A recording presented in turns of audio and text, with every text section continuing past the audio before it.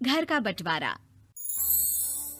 अरे विनोद, तूने हलवाई को सारा सामान तो दे दिया है ना?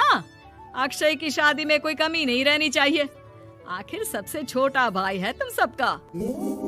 हाँ माँ, आप चिंता मत करो, मैं पूरा ध्यान रखूंगा। मंगल बेटा, तूने तो कहा था कि फूल का ऑर्डर दे दिया है, यहाँ तो फूल पहुँचे ही नहीं। अब क्या बहू की विदाई के बाद फूल आएंगे? माँ, मैंने अभी बात की है फूल वाले से, वो रास्ते में ही है। आप किशोर भैया से क्यों नहीं कहती कुछ करने को? किशोर पहले ही मेरे बताए काम कर रहा है। पास के सभी रिश्तेदारों और मोहल्ले वालों को कार्ड वही तो देकर आया था। रिसेप्शन के लिए हॉल भी उसी ने बुक किया था। टेंट कुर्सी वालों को भी तो वही देख रहा है। पर कई मोहल्ले वाले तो हमारे भरे पूरे परिवार से जलते भी हैं। उन्हें बुलाने की क्या जरूरत थी? बेटा, शादी ब्याह में तो बुलाना ही पड़ता है, नहीं तो लोग क्या कहेंगे।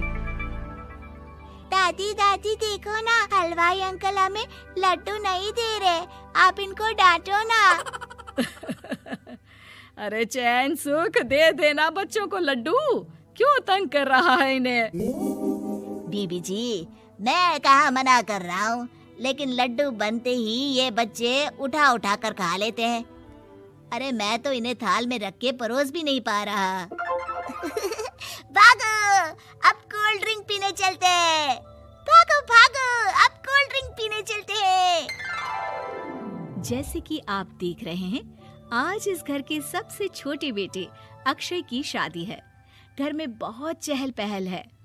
कुलभूषण की बीवी कमला को फुर्सत ही नहीं है कामों से, लेकिन कुलभूषण और घर के बाकी लोग कहाँ हैं?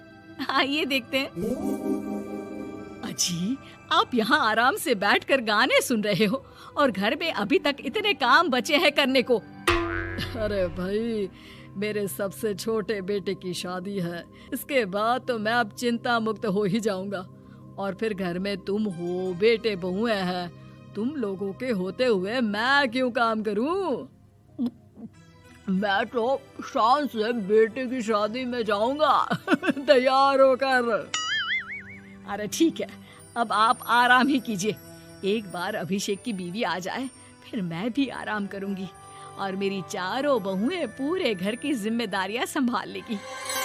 इतना कहकर कमला वापस अपने काम में लग जाती है। बेटा भी, तू अब तक तैयार नहीं हुआ? किससे बात कर रहा है फोन पर? तैयार कैसे हूँ?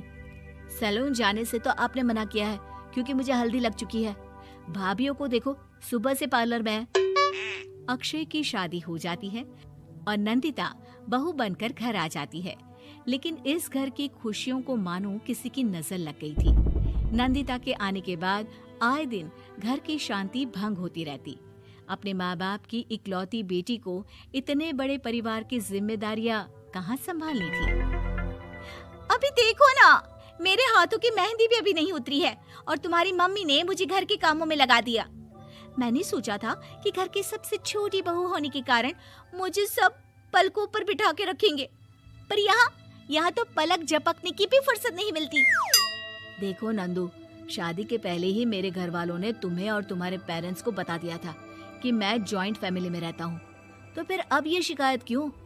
और फिर तुमसे पहले मेरी भाभियाँ भी तो आई थी शादी करके, उन्होंने तो कभी कुछ नहीं कहा। नंदिता तब तो चुप हो जाती है, लेकिन ऐसा बहुत दिनों तक नहीं चलता। अरे नंदिता, माँ बाबूजी की दवाई का टाइम हो गया है, उन्हें दवाई दे आओ और उसके बाद सबके लिए नाश्ता बना देना। पर भाभी, मैं तो अभी अपना फेवरेट सीरियल देख रही हूँ। प्लीज मेरी जगह आप कर लो ना ये काम। ठीक है, मैं तेरी जगह माँ बाबूजी को दवाई दे आती हूँ और नाश्ता बना लेती हूँ। तू मेरी जगह पूरे घर की डस्टिंग करके 5 बच्चों को स्कूल के लिए तैयार करके भेज देना और दोपहर का खाना बनाने के बाद कपड़े धोकर सुखा देना।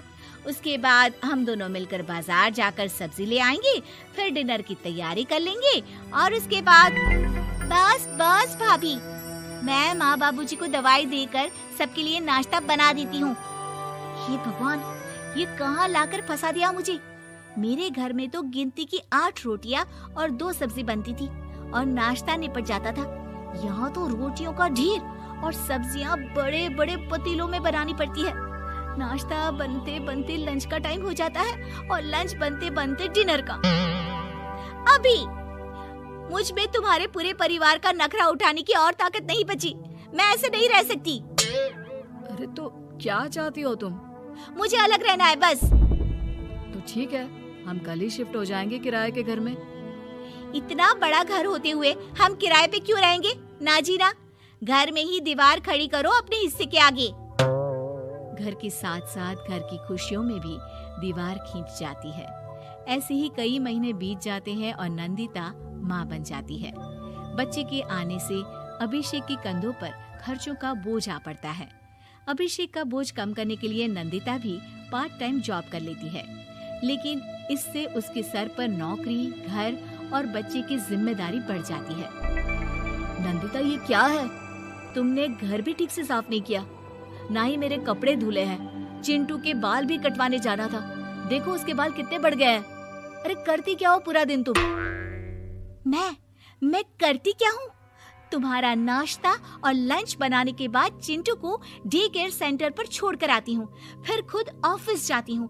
पूरा दिन काम करके आने के बाद बिना आराम किए बाजार से सब्जियाँ लेकर आती हूँ, घर आकर खाना बनाती हूँ, चिंटू को देखती हूँ और क्या करूँ मैं? तो किसने कहा था अपने सर पर इतने काम लेने को? मत जाओ ऑफिस।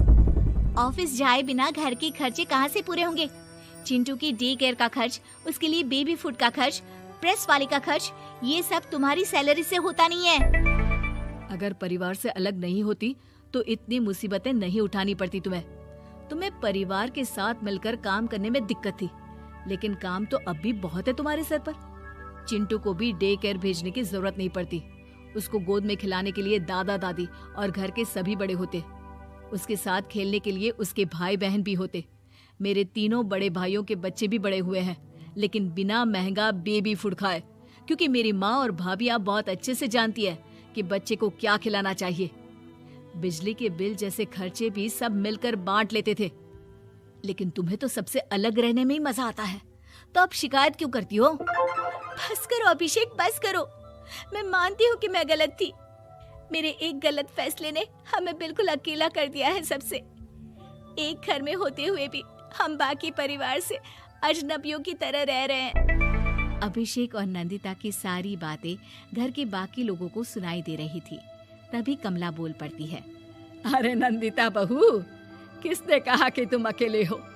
तुम्हारा इतना भरा पूरा परिवार है ना तुम्हारे साथ। हम तो बस ये चाहते थे कि तुम अपनी गलती समझ जाओ। अगर हम तुम्हें समझाते तो शायद तुम ना समझती, लेकिन अपनी गलती का एहसास तुम्हें खुद हो गया है, तो अब तुम समझ चुकी हो परिवार में एक साथ रहने का मोल क्या होता है। मम्मी जी, मुझे माफ कर दीजिए, अब ऐसा दोबारा कभी नहीं होगा। अरे माफी बाद में, पहले मेरा पोता जरा मेरी गोद में तो दे, और तू जाकर सबके लिए चाय बना ला।